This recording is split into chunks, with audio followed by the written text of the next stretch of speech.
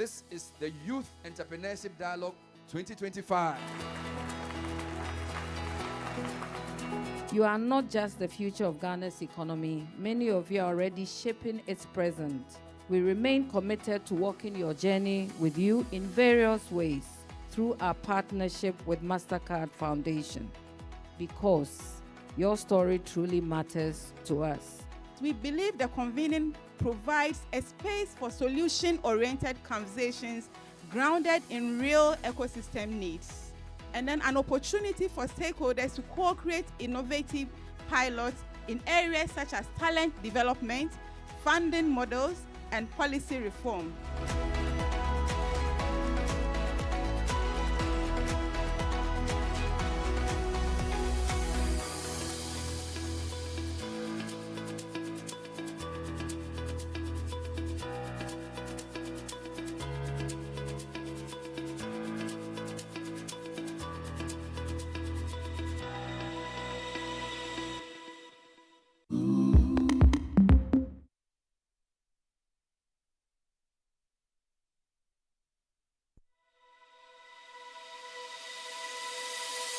This is the Youth Entrepreneurship Dialogue 2025. You are not just the future of Ghana's economy. Many of you are already shaping its present.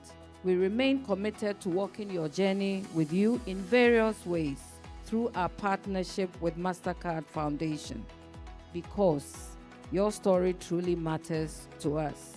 We believe the convening provides a space for solution-oriented conversations grounded in real ecosystem needs, and then an opportunity for stakeholders to co-create innovative pilots in areas such as talent development, funding models, and policy reform.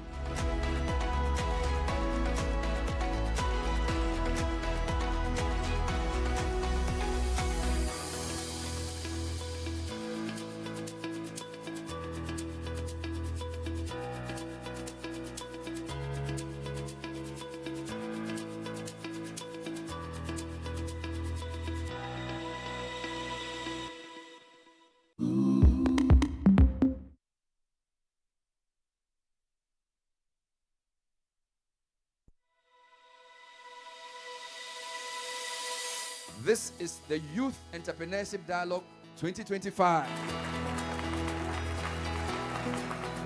You are not just the future of Ghana's economy. Many of you are already shaping its present. We remain committed to walking your journey with you in various ways through our partnership with Mastercard Foundation, because your story truly matters to us. We believe the convening provides a space for solution-oriented conversations grounded in real ecosystem needs, and then an opportunity for stakeholders to co-create innovative pilots in areas such as talent development, funding models, and policy reform.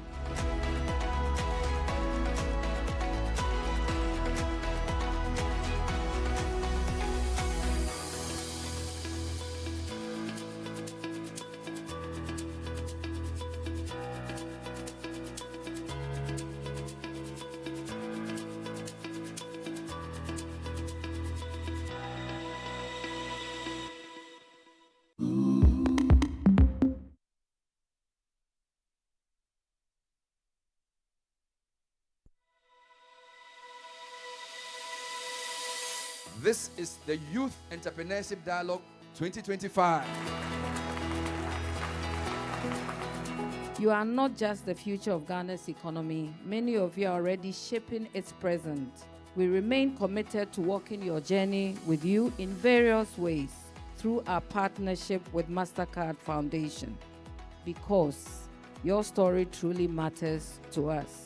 We believe the convening provides a space for solution-oriented conversations grounded in real ecosystem needs, and then an opportunity for stakeholders to co-create innovative pilots in areas such as talent development, funding models, and policy reform.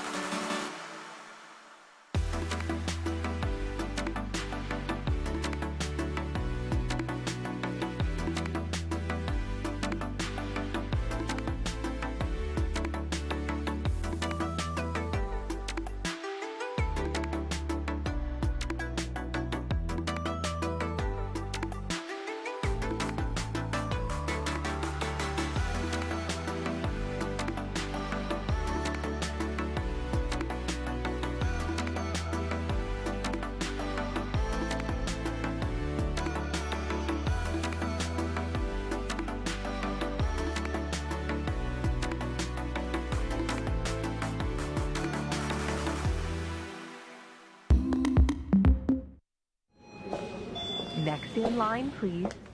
Hi there. I've been hearing a lot about Absa lately. People say you give more. Is this true? Oh, it's more than true. See, your rich auntie gets more from Absa. Your childhood friend gets more from Absa. Your favorite uncle gets more from Absa. Your roommates gets more from Absa. Digital solutions get more from Absa. Rewards be free. Get more from Absa. 5-star treatment get more from Absa. Preferential rate get more from Absa. Easy banking and no any Absa. Instant loans and no any Absa. Bank papa party and no any Absa. FTK account and get more from Absa. Yes! Join thousands of Absa customers enjoying priority treatment, preferential rates, amazing rewards, and seamless digital solutions to help you write the next big chapter of your story. Sign up for an Absa account today and get more. Your story matters. Absa.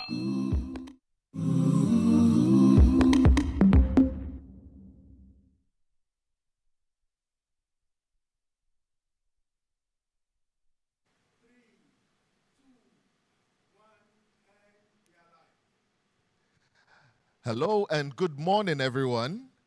Welcome to the very first Absa Ready to Work webinar for 2026. My name is Richard Dosala, and I am pleased to be your moderator for today.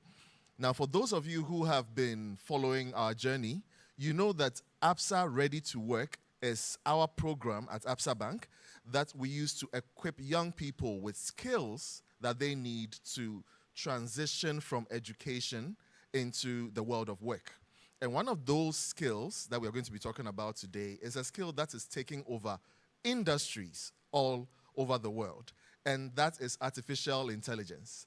And so our topic for today is level up your career with AI skills. Level up your career with AI skills. And to help me talk about that, I have here in the studio 3 brilliant persons. And trust me when I say they are brilliant, they are brilliant. And they're going to help me to talk about this and dive deeper into all the things that we can do to level up our career with AI skills. So I'm going to allow them to introduce themselves very briefly. Let's start with this gentleman over here. All right. Hello, everyone. My name is Jeremiah Delamlanu. I'm a software engineer. I've been working in software for a while now. I mean, I've worked across industries like the blockchain technology. I'm sure you've all heard of blockchain, right? So we've worked with blockchain, worked with medical solutions using technology, and then integrating AI processes into them as well. And then I'm currently the lead for tech and innovations at Techies for Impact. What we are seeking to push, we are seeking to empower Africa's next tech change makers, right? We are hoping to push that, and then we do that through conversations, just trying to create an ecosystem right here in Ghana, which makes it easy for people to get mentored, also to grow, and learn the very skills that we haven't going to come to talk about today. So it makes it very easy. And finally, I'll say I'm really into mentorship, right? I really believe that, I'm here because someone held my hands, so I really push for that, and I'm currently pushing a project called Spring Up, where we seek to educate young juveniles, that's people in the Senior Correction Center, with the skills they need that when they come out, they would actually be relevant to our world, okay? So for those who don't know the Senior Correction Center, it's popularly known as the Akolabone School, right? Yeah, so that's pretty much about it over me. That's so interesting. Thank you so much, Jeremiah. And let's go to the one and only lady amongst us. Hello, everyone. My name is Nicole Nanka Bruce. I am the founder of Health AI startup Belmont Solutions, where we're trying to improve accessibility to eye care services through a mobile cataract screening application. And that startup is currently being supported by the Ashesi Health and Care Venture Incubator. Aside from that, I'm currently pursuing my master's in intelligent computing systems at Ashesi University. It's great to be here. It's great to have you, Nicole. Thank you so much for coming. And finally, last but not least. Thank you, Richard, and good morning to the entire audience. So my name is Alexander Kobina Insia. I'm a tech lead with Absa Bank Ghana. I come to this panel today with years of experience in the software engineering field. I've dabbled in the telecommunications space. Now I'm in the banking sector. I have experience designing, building, and actually implementing solutions for customers. And so AI is an exciting topic for me, and it's a pleasure for me to be here on this panel. I'm here to share my ideas and then probably give out some insights to our audience as well. It's a pleasure to have you, Alex, and it's a pleasure to have all of you, Alex, Nicole, and Jeremiah. So, as they say, ladies first. So I'm going to start with you, Nicole. I hope you don't mind. So let's start with the basics, okay? So when we say AI or artificial intelligence, what does that mean practically for a young professional today? Is it coding? What is it? What does AI mean? I think AI is really more than just coding. It leans also into the area of literacy.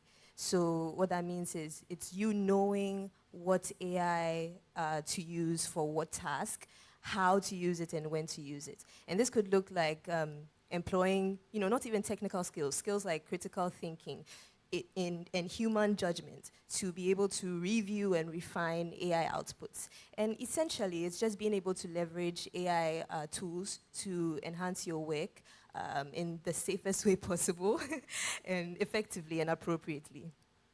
That's interesting. In the safest way possible to make a difference. That's true. Jeremiah, I want to come to you briefly. After that description that she's just giving, I'm sure you've heard the debate over and over again. Is AI coming for my job? Is AI taking over? What do you think, from where you sit? Is AI a threat to entry-level professionals, or is it something that's actually going to give them an edge? Well, that's an interesting question, if I would say so myself. If I'm going to be very honest, it's a dicey question, right? Where it's a double-edged sword. At this point, AI is going to be a threat to, or let me say it this way. When you talk about the fact that AI is a threat, right, we're just talking about the fact that is AI coming for my job? That's literally what the conversation is always about. And now it's going to be a threat when you don't know what you're doing, right? Because today, one person who knows the job can now employ AI to do the work of 5 to 10 different people right at the same time. And it works so much faster than your regular person. So if you're an entry-level person and then you're probably trying to get into, let's say, software or analytics or stuff like that, right? It helps that you need to know what you're doing. And that's just for the parts where we're talking about AI being a threat. However, on the other side, or on the flip side, we can see that AI is now an equalizer, right? So it's a matter of those who know how to work with AI get to be able to make the most of it. So if I should say I want to compete with Alex, right? He's had years of experience, right? And then I'm just a beginner. If I want to work with him, Alex is way, way ahead. However, there's now a technology that allows me to rapidly get to his level, or at least learn what I need to learn to get to where he is by automating the boring stuff, or like clearing out the repetitive stuff. So that way, once I get into work, I don't now have to go through the everyday things, doing simple things. But if I should know how to work with AI, I can actually, say, 10x my productivity. And that makes me very valuable to the marketplace. So for entry-level roles, it's a threat if you don't know what you're doing, or you're looking to use the same route as everybody else. But then it becomes an added edge when you know exactly how to work with these tools to multiply however output you're actually given. So that's just my take on that. That's a very interesting take. It's a threat if you do not know what you're doing, but if you do know what you're doing, you can 10x your productivity, right? And Alex, I want to come to you briefly, just for a product perspective on the conversation. If I'm a young professional today, let's say entry level, I've just started out, how can AI help me, to work smarter? He's mentioned one way, which is by learning the things that I need to do in order to progress in my career. But I want you to get into the specifics for us. What can I do with AI to level up, basically, as a young professional? Okay, thank you, Richard. So I want to believe this is a safe space where we can speak freely, right? I would like to piggyback on Jeremiah's comments on the topic of whether AI is a threat, and then the honest truth is it's both, right? AI is a threat, and then it's also an opportunity. To give the scenario, if I'm a young professional and I find myself in a role or a job that is, one, it involves, let's say, a computer. Two, it's repetitive, right? I'm doing data entry. It's a job where I come to work, I sit behind my machine, I know from 9 a.m. to 5 p.m. I'm doing A, B, C, D, 10 things. And Monday to Friday, that's what I'm doing. AI is a big threat to you because it's easy for AI to pick that up and do, right? And you can't compete with AI in that race because it will take you 9 to 5 to do it. AI does that in like 5 minutes or 3 minutes. So then definitely I have to be playing with you. It's a threat to you. However, the opportunity in there is that as a young professional, AI affords you the chance to upskill. So like Jeremiah said, the experience you lack, AI has been able to, we have models that have been able to learn or leverage on that experience. So then as a young professional, you can use AI as a learning tool where if I know how to use AI, I choose the field I'm in and I ask AI to sort of train me in that field. Then I leverage on the experience AI has. So by doing that, I transition from being the one that is actually doing the task to the one that is supervising an AI to do the task. And so I create that opportunity for myself, right? So on that premise. Now, as a young professional, how do I leverage on AI, or how do I benefit from AI? And forgive me, I like to break things down into compartments. That's how my mind works, sure. Right? There's a framework I typically use for some of these things, right? I call it the 3D framework. So it involves 3 Ds, like the name suggests. The first D is draft. The second one is diagnose. And the third one is decide, right? Now let's break it down. If you take draft, pick a scenario where you're a young professional, you come to work, your manager walks up to you and says, give me a business strategy for ABC. So let's say banking, how we can get into digital banking for youngsters and whatnot. Give me a digital strategy around that. As a young professional, let's say that task was assigned to you around 9 a.m. The truth is, you could actually spend between 9 and 3 p.m. and you wouldn't have put down anything. That first draft is usually the hardest. Like that blank Word or Excel sheet, like, what am I putting there? Where am I starting from? They say there's nothing as frightening as a blank canvas. Yes. You know that thing. So that's typically the most difficult part of the work, right? Now the D, which is the draft, is now you can leverage AI because AI has that experience. It's able to pick from what people has done. So then as a young professional, I can then leverage AI and say, okay, act as a seasoned marketing professional and come up with a business strategy for A, B, and C. And then that means that what would have taken me 9 a.m. to 3 p.m. to put the first sentence there, in 5 to 10 minutes, AI generates that draft for me. That's 60% of my work gone. So imagine we're 2 young professionals in the business. I have the AI leverage, you don't. I'll probably finish this task by, let's say, 12 p.m. I hand it over to the boss. He looks through and, I mean, it's there. And 3 p.m., could you how far? And, you know, that's how I can leverage AI.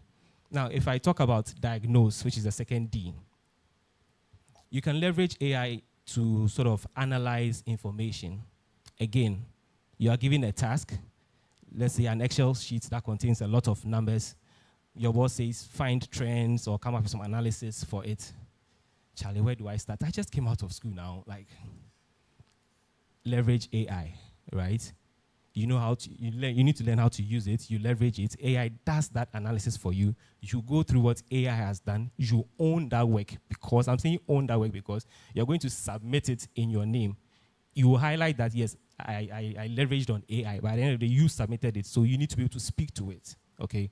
Now, the third one is the third D, which is decide. Decide in the sense that you can use AI to critique your own work, okay? So I come up with something, I do something, let's say in my field as a software engineer. Today, I leverage on AI. I write my code, but then I ask AI to review and optimize. You get it? So, I mean, you're a human being. When you're coding, emotions come in. There are things that you may miss.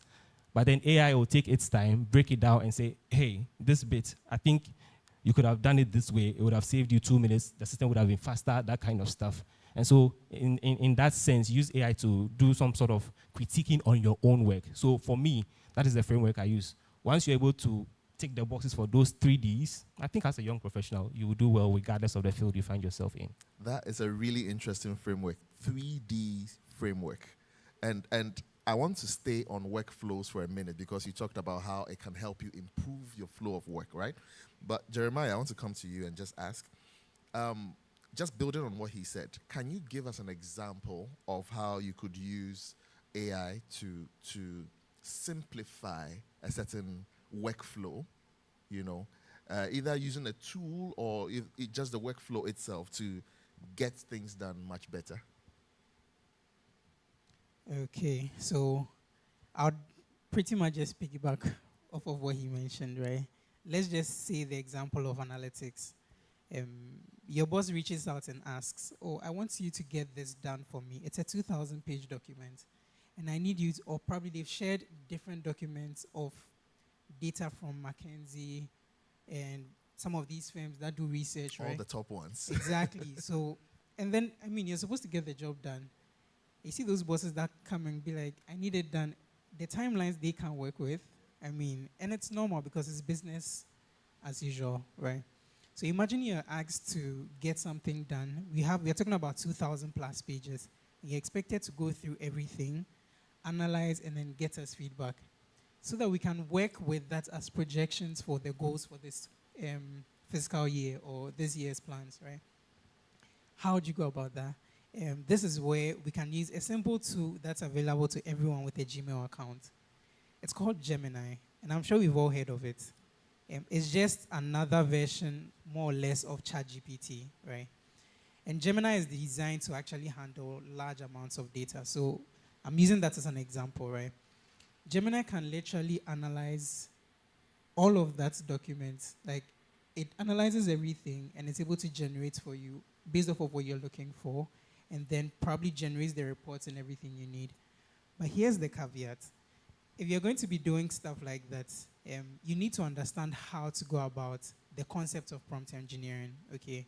Or just knowing how to go about putting in these prompts. Most people use Gemini or AI like they are working with Google. Oh, help me find this. How does this work? Stuff like that. But then here's the case. You're working with an intelligent system, right? It needs context. It needs you to give it a good grounding so that it can work from. If your boss asks you to generate a marketing campaign, first question, what's it for? Why are we doing it? Who's the target audience? Stuff like that. I'm sure you catch the draft, right? Yes. So it's like you need to have context, provide a very detailed prompt, and then you can even just go as an analyst or as an analyst with a Fortune 500 company. I need you to analyze XYZ documents and then give me your feedback based off of that. And then over the next 5 years, based off of this amount of knowledge or this projections, how do we re-strategize in a way that works well for us?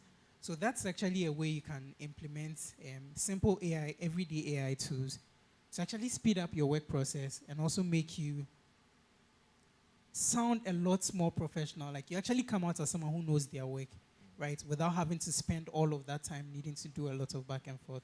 So that's like a simple everyday approach we can actually work with. That's great. I'm loving the conversation. I remember Alex is talking about how you need to own the work as well. And you are talking about prompt engineering. And so many interesting questions come to mind. And I'm going to come back to prompt engineering later. But for now, I feel like, Nicole, we are leaving you out. Do not worry. I'm coming to you now. Let's talk about AI usage generally. So now we know that AI makes things easier. We know that it helps us. It makes things convenient. So what kind of mistakes do you see, right, where young people are using AI heavily, you know, in a professional or academic setting? What kind of mistakes do you see coming up? Oh boy, I think the biggest mistake I see is when young people completely outsource their thinking instead of outsourcing their tasks. So I think it also comes back to what Alexander said about, you know, your boss has given you some work and you're like, hey, Charlie, I just came from school. What do I know about this? So let me just give AI the prompts and just present the work that AI brought to me. Yeah. When we do that, when we over-rely on AI for thinking, we can think of our brain as, you know, a muscle. I don't know how medically accurate that is, but when you don't use your muscles, maybe you don't walk for a very long time, you begin to forget how to walk. The same goes for thinking. If you don't use your mind, you begin to forget how to think. And so AI is supposed to be a supplement. It's supposed to be like training wheels. It's not necessarily supposed to be like a wheelchair that you sit in for someone else to push you, carry you along. And so I think that one thing that young people or young professionals can do to assess whether they are bordering on over-reliance on AI is to ask, if the internet goes down today, can I still think? That is deep. If the internet goes down today, can I think? God forbid. I remember a few years ago, there was an internet blackout. I wonder what would happen today if there was a blackout. Would work grind to a halt because everybody outsourced their thinking? So that's one of a very important point. Alex, let me come to you. What's another thing that you see, another threat that you see, a mistake that you see the young people making in the use of artificial intelligence in their everyday lives or their professional lives? Yeah. Okay, thank you, Richard. I think one critical one for me is around data privacy and then confidentiality, right? As young professionals, we tend to forget, or because of the foundation we had as AI, like Jeremiah said, some people treat AI or they think of AI like another version of Google. What is this? What is that? But if you understand the foundation of AI, then you understand the risks around the information or the data you put into AI. So as a young professional working for a business, for a company, that confidentiality is very critical, because the truth is, any information that you put into an AI model, the model learns, or let's say absorbs that information and then learns from it. So imagine I'm a young professional in Absa Bank, Ghana. I've been tasked to come up with slides for business strategy. And then literally to be able to come up with those slides, my boss gives me the business strategy of Absa. And being the young professional that I am, I just load that data in there and I say, come up with slides based on this strategy. That's the whole strategy of Absa that I just put out in the world like that, you know. So sometimes we forget or we ignore the impact of what we're doing. So my caution will be, let's be cautious of what we put in there. It's a tool, but if you don't manage that tool well, there are severe consequences to it. That's really interesting, and that's a really great addition, Alex. But I want us to shift focus just a moment, because we've been talking about the world of work and employment, but a lot of people watching us and a lot of people in studio right now, many of us are thinking about not employment per se, but starting their own thing, you know, entrepreneurship. So in that lens, under that lens, I want to come to Jeremiah to ask, how can AI help people create those opportunities for themselves and become their own bosses, for example? Yeah. All right. So when it comes to the conversation around entrepreneurship, I feel like it's fairly dynamic, right? I mean, it cuts across different solutions. And then to every problem, you need to find a solution.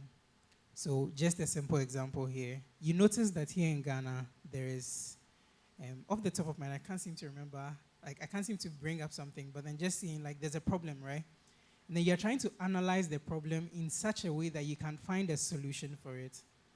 I mean, that's where entrepreneurship starts in the first place, right? you could easily work with AI to help you come up with a lot of ideas, right? So just a simple example, I had a friend who wanted to get into this shared butter business like a few months ago. And she wasn't sure where to, I mean, she had the product, but then there was no name yet, the branding, strategy, and all of that. She wasn't sure. I saw her post and I was like, you know what? I think we could work around this. Okay. So we just hopped on a Google meeting. Within 30 minutes, we just sat down. I had her ideas. Or what do you think about it? How do you want the business to be projected? What do you want others to think about when they see your product? We took all of that in, and then we just decided, you know what? Help us come up with a business name and a strategy of how to implement it. It was interesting because we'll do back and forth. AI gives us a list. We look at it. And I mean, she's the business owner, right? So she decides, I'm not sure this works for me. I prefer this better. And then we kept going and coming, eventually settled on Shira, right? And for me, it was interesting because we literally, within 30 minutes, she wanted to even push it to later. But I was like, you know what? We can do this in such a short time. We finished, got inspiration for color themes and everything, and how to brand the product, right? And putting the product out there. And for me, it just went to serve as a testament of how quickly you can actually shift from idea to execution once you have AI. And now beyond that too, you're now an entrepreneur. Let's use the same example. You've got your product out there, right? People are going to be reaching out to you on social media. You're going to be reaching out to companies. You're going to be reaching out to other businesses and other individuals. And then there's going to be payments and all of that, right? Here's where AI automation now comes in. And at this point, you set yourself apart from other business owners. With AI, there's this AI called Zapier, right? There's others, but then Zapier is a very common one for people who don't even know how to code, right? It's more of click and drag, and then you can just input your prompt about what exactly you're trying to do. It takes the feedback and then helps you with that. So say you want to automate feedback, user feedback, or maybe people reaching out to you and then just replying them. Imagine you are selling to people in Ghana and outside, and they're going to be reaching out to you at any time, but you have a life, all right? So you can automate your responses based off of frequently asked questions or generally what you want people to know about the product, right? So you set it, they reach out to you, and then you get their responses. If there's the need for emails, sending emails to people, automated emails, you can just do all of that. You can also automate your payments as well, all right? So they pay, you do your receipts and everything. You have your analytics at one side. Different apps, right, all working within one ecosystem, and that's what Zapier provides. It's an AI automation tool. And then it just borders on the line of agentic AI. That's a bit advanced compared to the regular LLMs we work with. But then that's an example of what agents can do, right? So you could sit in one place, instead of you going to look for different people, employing different people to actually get the work done, you could have as a one-man squad, have like 10 people you're working with. That's like 10 agents you're working with. That could literally get the job done for you, all right? And in this case, the agents are all iterations of the AI. Exactly. That same AI you're using. I see. Yeah, and you could have like different platforms that naturally don't even communicate with each other. Imagine Notion communicating with Instagram, communicating with Gmail, communicating with YouTube and all of that, right? But then centralizing everything in one simple space. That's the beauty of what technology actually offers to young businesses today. So now you cut the overhead cost of having to do all the payments and everything, even with like having to get more employees and all of that. You just cut it now. You make it seamless and also works a lot faster for you. All right. That would be amazing for an entrepreneur who is a one-person show to have AI doing all of those things seamlessly for them. I want to come quickly to you, Nicole, just to add your thoughts on that. What's one way that he's talked about speed, he's talked about having different roles being played by the AI. What are your thoughts on how AI can help lower the entry barrier, the barriers to entry for entrepreneurs? Yeah, I think I'm just really going to reiterate what Jeremiah said. It's along the same vein. So you mentioned what he suggested would be a godsend for a one-man business owner. I was that one-man business owner when I was starting my... Oh, wow. Okay, okay. So when I was starting my tell us. startup. So I think one thing that AI does, that the barrier that's it lowers, is it democratizes knowledge, especially, specific domain knowledge, right? So what that could look like is, so for me personally, I had zero idea how to run a business. It was out of my comfort zone, not my expertise. But I was in an incubator that demands growth, it demands speed. And so ChatGPT and its counterparts really came in clutch for doing things like my business plan and especially research, because I needed to validate my problem. And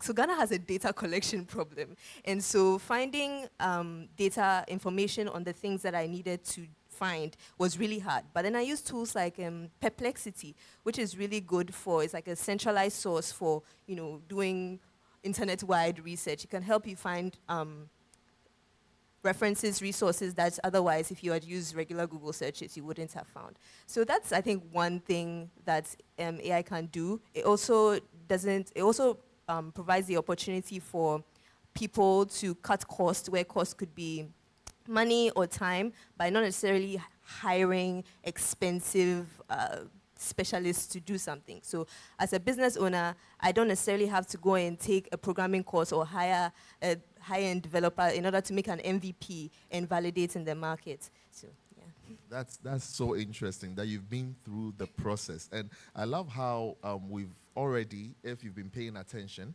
already started picking up some of the names of the AIs that people are using to help them start businesses and help their professional progress, right? So I've heard Zapier, I've heard ChatGPT, Gemini, I've heard Perplexity. Who knows which others will come up as we talk. So we've been talking about, Nicole, let me stay with you for a moment. We're talking about all the great things that AI does, right? But we know there's a flip side. There's a darker side of all of this. So let's talk about what could go wrong. What should young professionals be careful of? And I know Alex has touched on some of this, and Jeremiah has touched on some of this, but I want to hear your views about it. What should we be careful of when we are using AI for our professional endeavors? Where are the landmines? What should we watch out for? Okay. I think the biggest issue, not even just only for young professionals, but even older generations who are just now starting to use AI, is, as Alexander said, injecting or feeding the AI tool with sensitive data, especially if it is a public AI tool.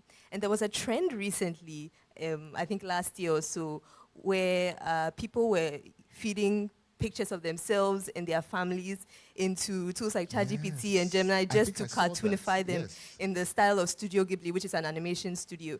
And I think that one thing that we don't realize is when we feed this sensitive data into these tools, some of these tools have features where they train the model with the conversations that you have with them. They fine-tune the model. And so in this case, it leads to like a breach in confidentiality. Your personal information is out there. You're giving out biometric data. So I think that's one thing that we really, really need to be careful with as young professionals. I think that's one thing that we don't think about, that you use your face to unlock your phones. And in terms of Absa, for Absa Pay, many people use their faces to unlock their phones to activate their payment. So that is your ID that you just uploaded to AI, right? Alex, I want you to add your thoughts to that, but I also want to ask, what are some of the consequences? You know, you've spoken about what people are doing, but what does it lead to? What are the consequences of irresponsible AI usage that you've come across or heard of, you know, in real life? Yeah. Okay, thank you, Richard. So consequences, I think it depends on the context. In the context of a business or an organization, reputational damage is key, right? What would lead to that reputational damage? One, uploading the sensitive data Another mistake young professionals also make is what I call the copy and paste mistake. Right? I've been given a task. I just put it into AI, and AI generates 3 pages of it for me. In my head, I'm like, oh wow, this thing I could even come up with 1 paragraph, 3 pages. I scan through. Oh, Charlie, looks good. Copy, paste, send. Right? Please find attached. Please find attached. And again, I think it boils from the foundation of not really understanding what these models are and what they do. One is that AIs have the tendency to hallucinate. Okay? I'm yet to see a scenario where AI will come and tell you, I can't give you this. It will try and come up with this, and it will give it to you confidently that if you don't review it, you will also accept it as truth. Yeah. So a scenario where a young professional, you've been tasked to probably send some information to, let's say, a business proposal to a client of the company or something, and then you put it into AI, and you tell AI, make it 3 pages. Maybe the first iteration, AI saw that, okay, I could only come up with 1 page. You say you want 3 pages. Okay. It will come up with 3 pages for you. That is, what that means is that the 2 pages out of it are AI, the Gen AI, filling up the space Just for you. Generating something exactly. for you. So if you don't validate that, it can put in there and say, it will probably get the company name right, get the number of employees wrong, a whole lot of things. And then you also just copy, you paste, you send it to them. Imagine the client gets this and goes through it. It's like, even my company details, you got wrong. Like the reputational damage, how do you recover from that as a business, right? Yes. There's been instances online where law firms, even big auditing firms, you have people using AI, and then the same copy-paste scenario, they send it out to clients, and then people point it out that this thing is AI generated, this is not true, this is not true, this is not true. Yeah. So that reputational damage is very difficult to come back from, and you could lose a big client just because of that. So I think that is one of the greatest impacts on businesses. That is so true. That is so true. And that comes back to that point that you made, and you also made, about not outsourcing your thinking, you know. It's almost like you need to go over everything line by line, which is the work that many people do not want to do. They went to AI in the first place. Okay, let's talk about, we've spoken so much about AI is great, AI is helpful, and now I want to talk about a little bit about what that means for us as professionals and students and entrepreneurs, right? So what does it mean? I'm coming to you, Nicole. As AI becomes more prevalent and more widely used, what are some of the skills that as young people, young entrepreneurs and professionals, we need to build in order to become irreplaceable in workplaces, in the market? Yeah. Yes, I think emotional intelligence or empathy is really, really key, especially in a world where as AI gets better at technical tasks, human skills, knowing how to negotiate, manage relationships in teams, and use discernment, human judgments to, review AI outputs, see if the outputs have anything that could potentially harm some groups of people, some biases. Things like that are really, really important, and I think employers would really value that now and even in years to come. And I also think accountability is very, very important as well, because as Alexander said, even though the work that you're presenting is AI augmented, in the end, you are the one taking responsibility for that work. So you need to be able to own the work, explain every single thing in what you are presenting, and just be accountable. And I want to come to Jeremiah quickly to also just ask, what's the one, as she said, but give me one more skill, one more people skill that you think is becoming more valuable, but this time to employers, come from the lens of the employer. If you were an employer, what would you value most in a workplace where you know all your employees are, shall I say, AI powered? So what would you value as an employer? Okay. I'll say 2 things, all right? And then we'll expatiate on it.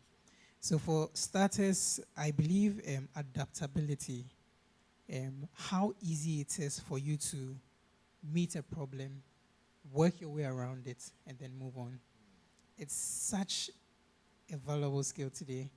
And then the second would be systems thinking, your ability to see the business from a bird's eye view, understand how everything works within the business, and how, say, if you're working with AI automation, how that actually serves them, right?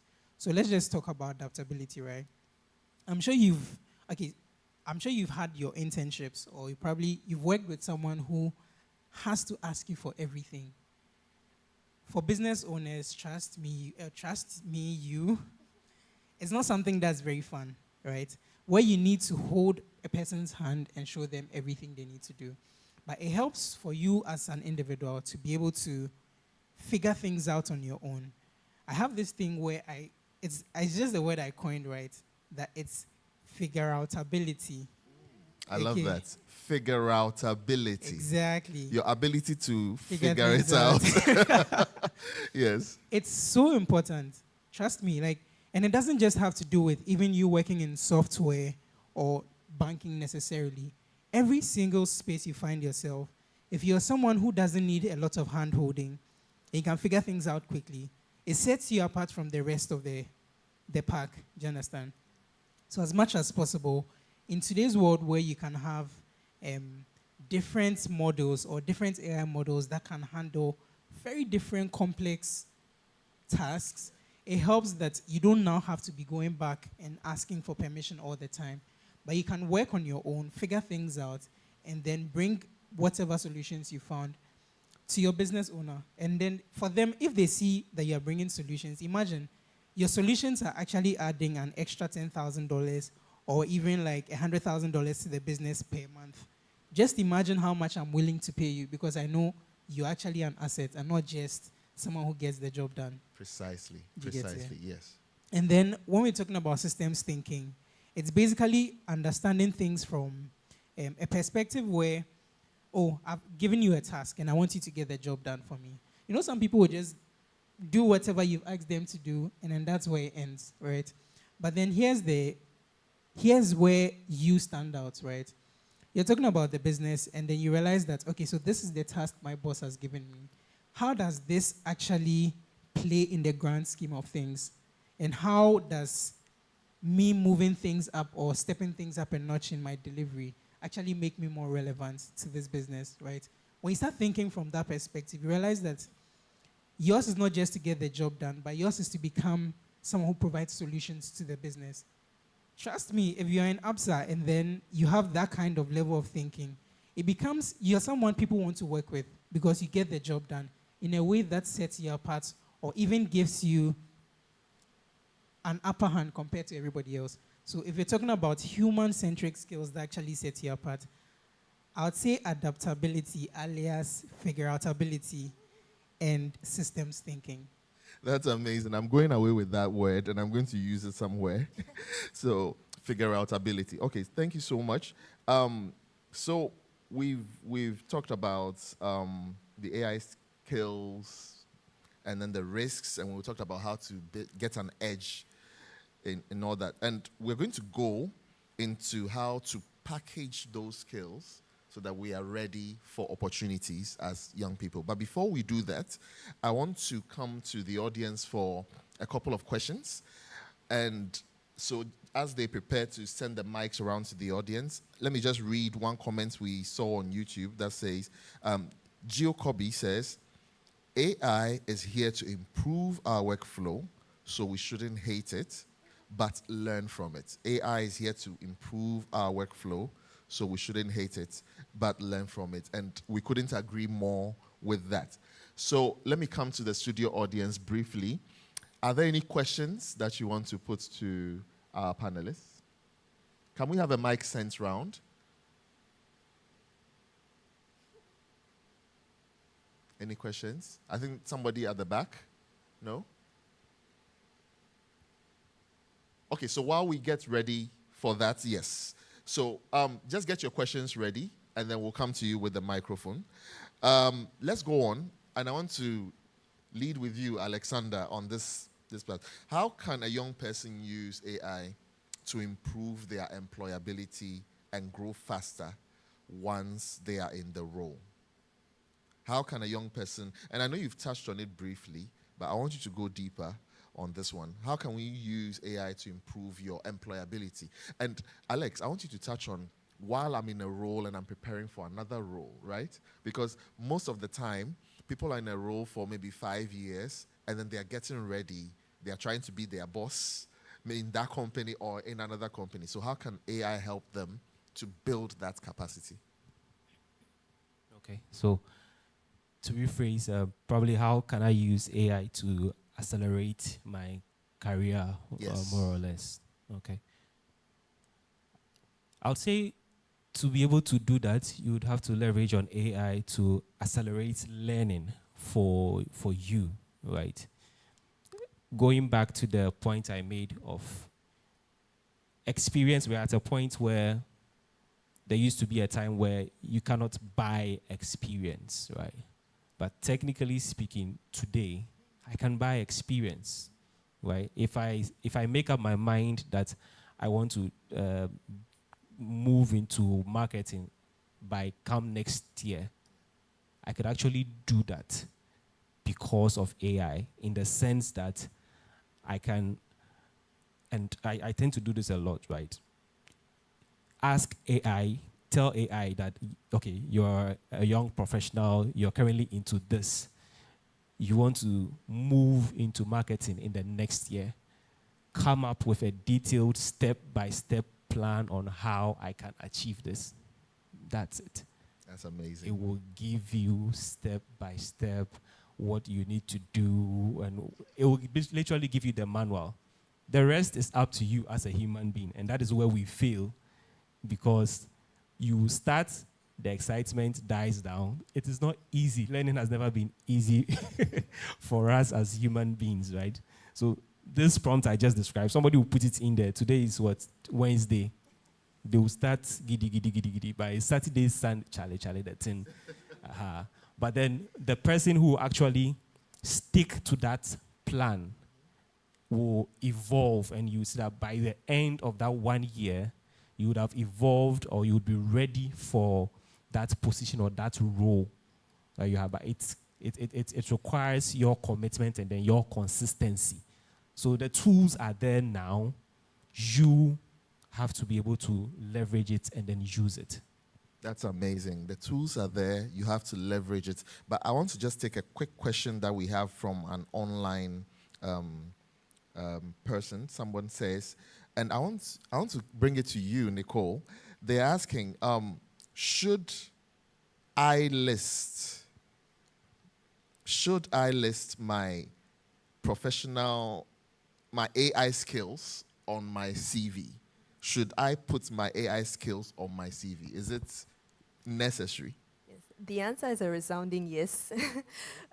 Because, I mean, not only does it show what you have experienced it or what you are capable of, but it also just gives the impression that you are keeping up with the times, for lack of a better word. As the world is evolving, you are evolving along with it. So yeah, that's my... Okay. But, so yes, if I should list it, how should I do it? Jeremiah, do you want to attempt that one? How should I do it if I should list my AI skills on my CV? How do I go about it? Okay, so when it comes to listing your AI skills, you can't just say, I know how to use ChatGPT, or I know how to use Claude, or stuff like that. It helps to show how you've applied AI to get results. Say you are working on a marketing campaign, right?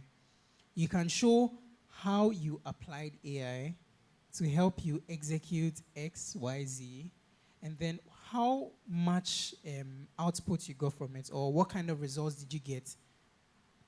Let's say percentage-wise, you need to quantify what you've done, right? So maybe it helped increase revenue month on month by about 30% over the first 3 months, right? So this way, you're not just saying, I know how to use AI, but you're explaining how your implementation has actually brought value to the business, right? So it helps, and probably you're just getting out of school, and then for that one, you don't seem to have a lot of experience.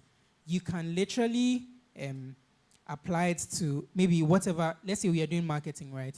And you can actually apply that, okay, so this is how I applied AI to, say, come up with a mock marketing campaign, and I'm actually looking forward to implement it. And you can even share a link to that, because on CVs you can actually add links, right? So it's dynamic in its implementation, but don't just go on and write the skill and leave it there. Show how you've applied it and how it's actually brought value to whoever you actually provided that solution for. That's really amazing. That's really amazing. We are almost at the end, but I want to come quickly to each of you. Just give our audience here and our audience online one thing they can start doing to start using AI to build their employability skills. So I'll start with Nicole. Yes. Okay. Just one thing that they can start doing this month, Right. to start leveling up with AI. I think that one thing that you can do is to learn prompt engineering. And by this I mean, as my colleagues mentioned, ChatGPT is kind of like an advanced Google. So if you are going to be prompting it, you can't be using the same old prompts that you would use for Google. It has to be equally advanced. And what that could look like is you clearly defining what it is you want, providing enough context, providing constraints, or even a particular persona. I think Alexander made a mention of, I don't really remember. Something about you, a world class exactly, something. a seasoned something. So answer in that light. And so yeah, I think that that's something that's very, very important, because how well you are able to prompt AI really determines how aligned its output is with what you prefer or what you want to get out of it. That's great. Alex? What's the... Just one thing a young person can start doing this month to upgrade their employability skills with AI. Yeah. Okay. This month. Okay, so let me keep it very practical, right? Then, technically speaking, that means that we're laying out a roadmap for the person. I think critical is setting the foundation for AI, right? I'll break it down into 3 levels. Level 1, I would name AI literacy. Level 2, you can call it AI fluency. And then level 3, AI judgment, right? AI literacy, what I mean by that is learn about AI. What is AI? What can AI do and what can't it do? Know about hallucination, what I mentioned. The fact that AI is not always right. And so there are scenarios where AI will give you the wrong answer. So it's critical that you critique or you review what AI gives you. Then the next level, which is the AI fluency. Select 1, 2. ChatGPT, Claude, Gemini. Choose one. Don't become a jack of all trades. For starters, choose one and then start using it. You want to be fluent. It's like a language. You want to be fluent with it. You learn about prompt engineering. How can I be using ChatGPT? So every day, at least 3 prompts. Summarize this for me. Act as a student. Give me a workout plan. The more you do it, the more you learn, right? Then on the 3rd one, which is the AI judgment, come to understand that you have the final decision, or you take the final decision. AI does not solve all your problems, right? If I am a professional, if I'm a worker, and a customer is complaining bitterly, 2 options. Do I send her or him an AI-generated email, or am I better off actually picking up the phone, sympathizing with the person, calm the person down, and whatnot? You get it. 2 scenarios. So your judgment always should come in. So AI literacy, AI fluency, and then AI judgment. These 3 things would do it. All right. Thank you so much. I wanted to come to you, Jeremiah, but we are all out of time. So I want to thank you all for making time to be with us and for sharing your incredible, incredible insights. Jeremiah, you can give me your insights back door when we are done. So thank you all for watching. And if you want to build some of these skills, artificial intelligence, and all the other ones that Ready to Work is about, head to our Ready to Work platform. And it's free. and you can access modules on digital literacy, financial literacy, artificial intelligence, and that you can use to upgrade yourself for the world of work. And also follow us on our socials, Absa Bank Ghana, so that you don't miss our next episode. Thank you all for joining us. Thank you to my wonderful panelists, and thank you to the studio audience. A round of applause for them as we... Thank you so much. Thank you.